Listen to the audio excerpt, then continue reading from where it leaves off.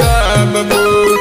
ममावे उदाई तोरे बगिया के सब फूल ममावे उदाई तोरे बगिया के सब फूल। चारों कोती लगे मैया चारों कोती लगे मैया चंपा चमेली के फूल ममावे उदाई तोरे बगिया के सब फूल ममावे उदाई तोरे बगिया के सब फूल।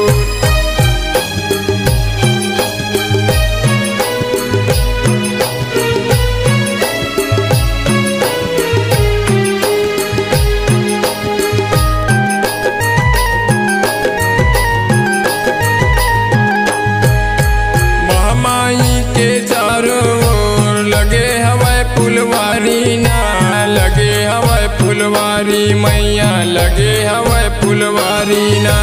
लाल पीला हरियर दिखत है केकती केवड़ा गुलाबी ना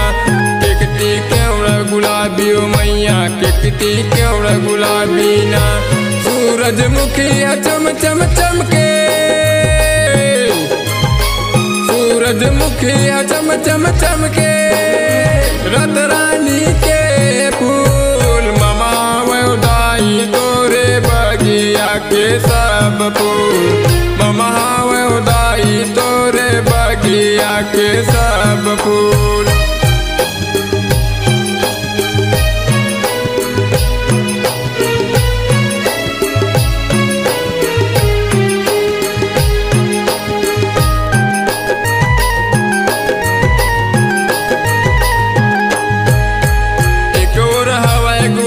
के फूले दुई और चंपा चमेली ना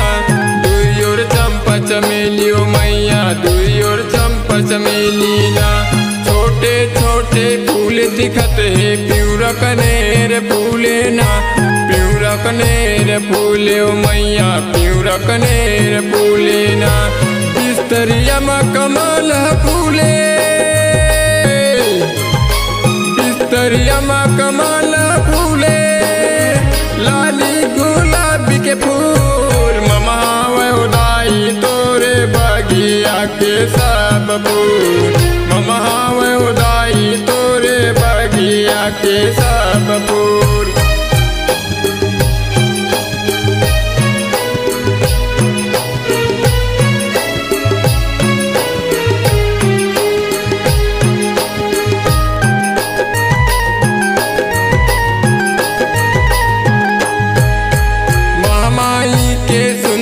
बगिया देखे में बढ़िया लागत है देखे में बढ़िया लागत मैया देखे में बढ़िया लागत जग जवारा बुआए है मंदिर के शोभा बढ़ावत है मंदिर के शोभा बढ़ावत है मंदिर के शोभा बढ़ावत देवता मन सब देख ले आए देवता मन सब देख ले आए बगिया के तोरे फूल ममावे उदाई तोरे बगिया के सब फूल ममावे उदाई तोरे बगिया के सब फूल ममावे उदाई तोरे बगिया के सब फूल ममावे उदाई तोरे बगिया के सब फूल ममावे उदाई तोरे बगिया के सब फूल ममावे उदाई तोरे बगिया के सब फूल। अपनी मधुर आवाज को एक नई पहचान और संगीत की दुनिया में बनाने अपना मुकाम हरिओम स्टूडियो डिजिटल रिकॉर्डिंग के लिए संपर्क करें पुराना सरकारी हॉस्पिटल के सामने